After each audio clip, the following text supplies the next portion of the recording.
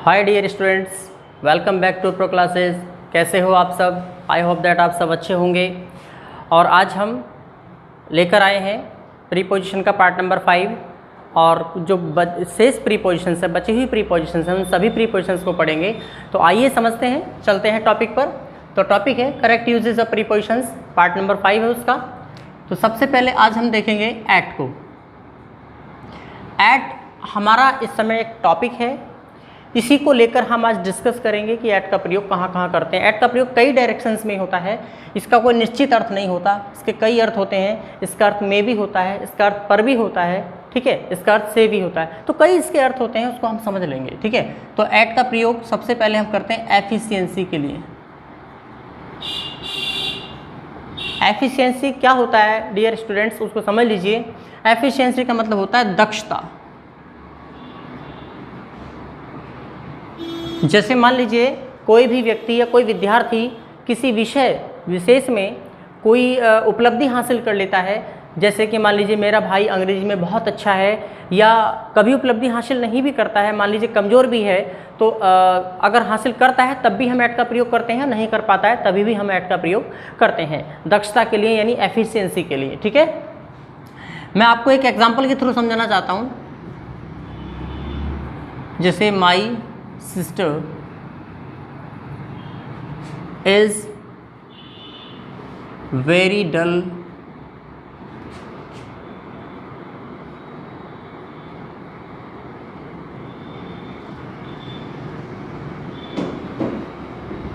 मेरी sister is very dull, मेरी sister बहुत डल है, बहुत कमज़ोर है ज्योग्राफी में। यही तो निकालना ना अर्थ, ज्योग्राफी में कमज़ोर है।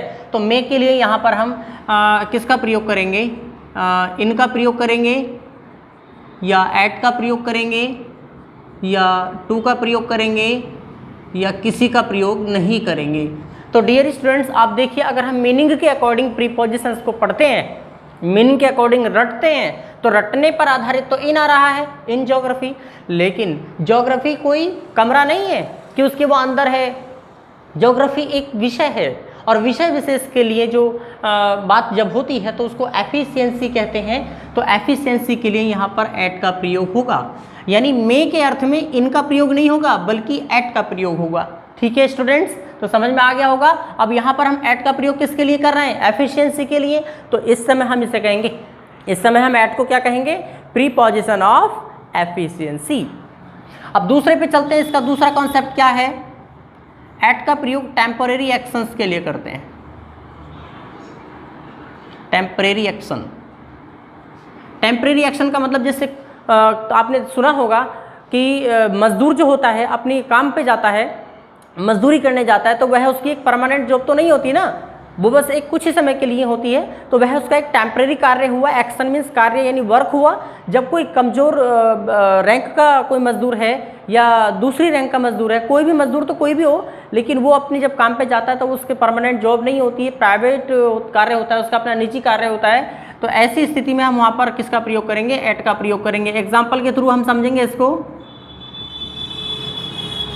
देयर वॉज अ लेबर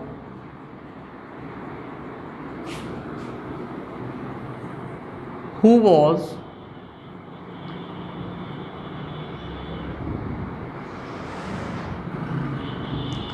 यानी there was a labour means एक मजदूर था, एक मजदूर था जो अपने काम पर था, वो फ्री नहीं था, वो अपने काम पर गया हुआ था। तो यहां पर के अर्थ में किसका प्रयोग करेंगे? In, at, on, all of these. तो प्रिय विद्यार्थियों या डियर स्टूडेंट्स आप देखिए, अगर हम अर्थ की बात करें तो अर्थ किसका आ रहा है? ऑन का, ऑन हिज वर्क। लेकिन वर्क कोई वस्तु नहीं है, वर्क एक टेम्परेरी एक्शन है। यहाँ पर हमें कैसे पता लगा? मान लीजिए हम यहाँ पर लेबर शब्द की जगह एक ऑफिसर वर्ड लिख दें, या कोई गवर्नमेंट टीचर वर्ड लिख दें, या कोई ऐसा बड़ा एक पदाधिकारी का नाम लिख दें, ठीक है। तो फिर जब ऑफिसर यहाँ आ जाएगा तो ऑफिसर के अकॉर्डिंग वो वर्क परमानेंट हो जाता है। तो उसके लिए हम एट का प्रयोग नहीं करेंगे। जो टेम्परेरी एक्शन होता है, जो कुछ ही समय के लिए होता है, अस्थायी कार्य होता है, उसके लिए हमेशा एट का प्रयोग करते हैं।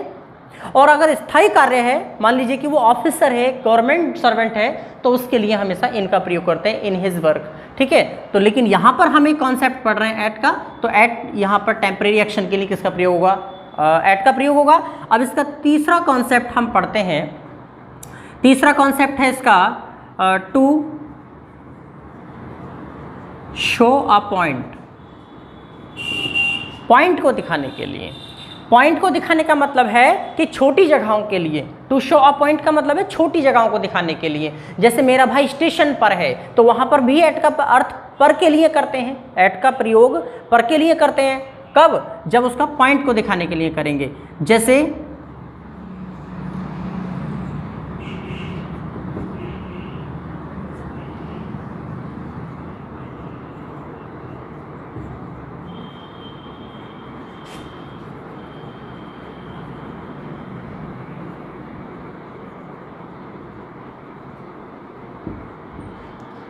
There was a little child, एक छोटा बच्चा था, हु वॉज इंडिया गेट। अब इंडिया गेट क्या है? India gate is not a building but it's a point.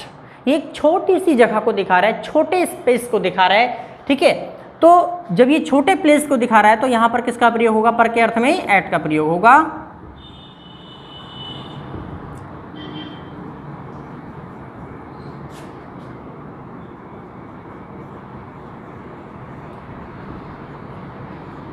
तो प्रिय विद्यार्थियों, आपको बहुत अच्छे से समझ में आ गया होगा कि एट का प्रयोग एफिशिएंसी के लिए भी करते हैं, एट का प्रयोग टेम्परेरी एक्शन के लिए भी करते हैं, एट का प्रयोग एक पॉइंट को दिखाने के लिए भी करते हैं। तो आप इसका सही ऑप्शन है ए।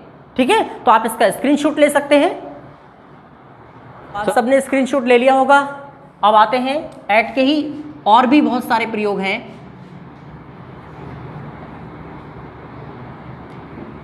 एट का प्रयोग precise of time. Precise of time का क्या मतलब होता है? प्रीसाइज ऑफ टाइम का मतलब होता है फिक्स टाइम। कैसा टाइम? Fix time. तो एट का प्रयोग फिक्स टाइम के लिए भी करते हैं। लेकिन जब एट का प्रयोग फिक्स टाइम के लिए करते हैं तो इसका अर्थ काकी के भी निकल जाता है। जैसे मेरा भाई दोपहर को दिल्ली जाएगा, तो my bro will go to Delhi at noon, क्योंकि वहां एट का अर्थ को के अर्थ में हो रहा है, एट का प्रयोग को के अर्थ में हो रहा है। एट का प्रयोग जब हम प्रीसाइज ऑफ टाइम के लिए करते हैं तो एट को क्या कहते हैं? Preposition of time. ठीक है, ये समझ में आ गया। जब एट का प्रयोग टाइम के लिए करते हैं तो इसे क्या कहते हैं? Preposition of time. तो एट के देखिए कितने प्रयोग हो गए हैं। एट का प्रयोग प्रीपोजिशन ऑफ टाइम के लिए भी करते हैं, एट का प्रयोग प्रीपोजिशन ऑफ प्लेस के लिए भी करते हैं, एट का प्रयोग प्रीपोजिशन ऑफ एफिशिएंसी के लिए भी करते हैं, एट का प्रयोग प्रीपोजिशन ऑफ टेम्परेरी एक्शन के लिए भी करते हैं। तो हमें एक हर चीज़ को बड़ा अच्छे से समझना है ताकि हम कॉम्पिटिशन्स के एग्जाम में पीछे ना रहें और अच्छा स्कोर कर सकें। तो प्रीसाइज ऑफ टाइम समझ गए होंगे, फिक्स टाइम होता है। जैसे मैं आपको बता देता हूँ कि कैसे कैसे फिक्स टाइम होते हैं। नून होता है, नाइट होता है, और वॉच टाइम होता है, एटसेट्रा। और भी बहुत सारे टाइम जो होते हैं, इस सभी टाइम को, जैसे नाइट, नून या घड़ी में कोई भी टाइम हो रहा है, उस टाइम को हम प्रीसाइज ऑफ टाइम कहते हैं, यानी फिक्स टाइम कहते हैं। तो उसके लिए भी एट का प्रयोग करते हैं। एग्जाम्पल के थ्रू समझेंगे।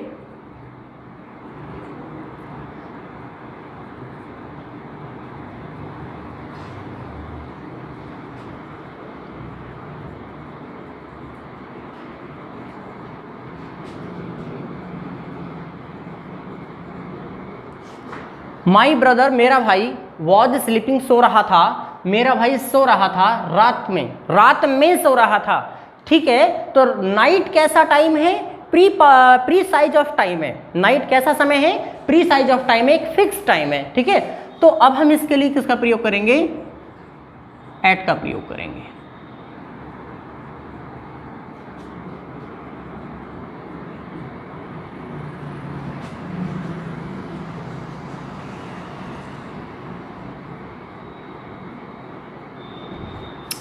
तो प्रिय विद्यार्थियों, यहाँ पर एट का प्रयोग करेंगे क्योंकि नाइट कैसा टाइम है? प्री साइज ऑफ टाइम, तो उसके लिए एट आएगा। अब इसका अगला कॉन्सेप्ट है एट का प्रयोग हम आपका 4 हो गए कंप्लीट। एफिशिएंसी कंप्लीट हो गया, टेम्परेरी एक्शन कंप्लीट हो गया, pre size of time complete हो गया, और उसके बाद आपका एक और हो गया टू शो अ पॉइंट, किसी प्लेस को दिखाने के लिए भी कंप्लीट हो गया है। अब एट का प्रयोग और करते हैं ऑकेजन्स के लिए। ऑकेजन मीन्स होता है अवसर। मान लीजिए कि अभी होली आने वाली है, मान लीजिए अभी दीपावली आने वाली है, तो वो क्या है, होली, दीपावली, किसी का बर्थडे, ये सभी ऑकेजन्स होते हैं, अवसर होते हैं। तो ऐसे अवसरों पर जब कोई व्यक्ति घर आता है, जैसे मान लीजिए कि मेरा भाई एक गवर्नमेंट सर्वेंट है या आर्मी में जॉब करता है, और वह, हम कह रहे हैं कि वह दीपावली पर घर आएगा, ठीक है, तो वहां पर के लिए ऑन का प्रयोग नहीं करेंगे, ऑन दीपावली, नो। क्यों? क्योंकि दीपावली एक ऑकेजन है, और ऑकेजन के लिए हमेशा हम एट का ही प्रयोग करेंगे, ठीक है। ऑकेजन मीन्स कोई अवसर हो सकता है, या मान लीजिए कोई किसी के बर्थडे का अवसर हो सकता है, कोई भी ओकेजन हो सकता है, ठीक है। तो एग्जाम्पल के थ्रू इसे भी समझ लेंगे।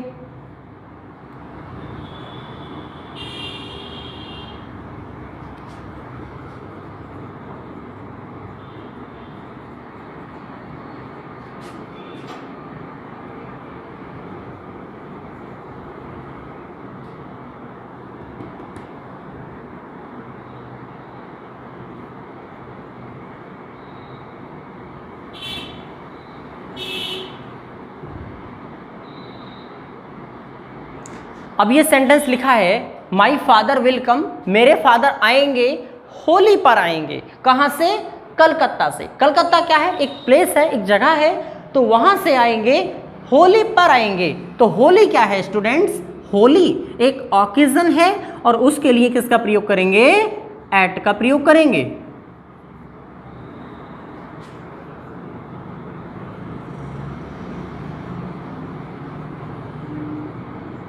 और जो विद्यार्थी मीनिंग के अकॉर्डिंग प्रीपोजिशन को समझते हैं, अर्थ के अनुसार प्रीपोजिशंस को रटते हैं, तो वो ज्यादातर ये इसमें कौन से ऑप्शन को चुनेंगे मैं आपको बता देता हूं, वो ज्यादातर ऑन का प्रयोग करेंगे कि ऑन होली, होली पर, क्योंकि वो अर्थ, सिर्फ अर्थ का सेंस लगाते हैं, वो कॉन्सेप्ट को क्लियर नहीं कर पाते हैं। तो यहां पर किसका प्रयोग करेंगे?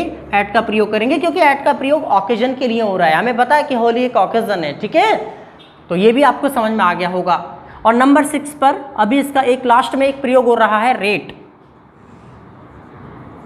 रेट का मतलब आपको पता है, भाव या दर या प्रतिशत, आपको पता है। मान लीजिए हम बाजार से कोई चीज हम खरीदा, हमने कहा कि हमने आलू 10 रुपए किलो खरीदा। अब 10 रुपए किलो क्या है? एट, एक रेट है, एक दर है, एक भाव है, तो उसके लिए भी एट का प्रयोग करते हैं। जैसे एग्जाम्पल के थ्रू भी हम समझ सकते हैं। एग्जाम्पल के थ्रू हम समझ सकते हैं, दी पोटैटोज, या पोटैटोज की जगह हम टोमेटोज का एग्जाम्पल भी ले सकते हैं, या पोटैटो का ही ले लीजिए। Potatoes are being sold, rate of 10 RS per KG. यानी कि पोटैटोज बेचे जा रहे हैं, कितने रेट पर बेचे जा रहे हैं? 10 रुपए प्रति किलो के हिसाब से बेचे जा रहे हैं। तो 10 रुपए पर केजी, 10 रुपीज पर केजी क्या है? एक रेट है। तो यहां पर इसका प्रयोग किसके लिए करेंगे? एट के लिए करेंगे।